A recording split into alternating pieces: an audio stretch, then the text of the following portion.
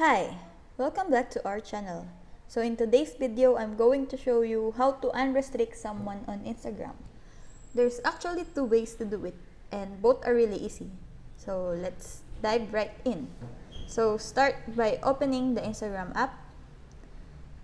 Next, go to your profile. So once in your profile, go up to the three lines on the top right corner. And select Settings. Under Settings, tap Privacy.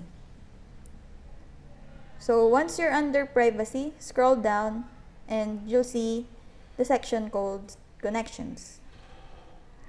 Under Connections, you'll see Restricted Accounts. Tap there, and all you have to do is unrestrict next to the account you want to unrestrict. And that's it.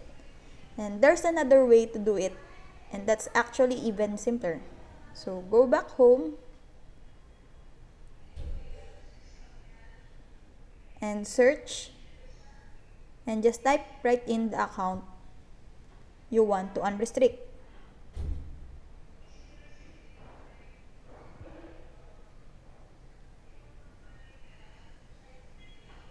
Under their bio, you'll see it says you have restricted their account. All you have to do is tap unrestrict.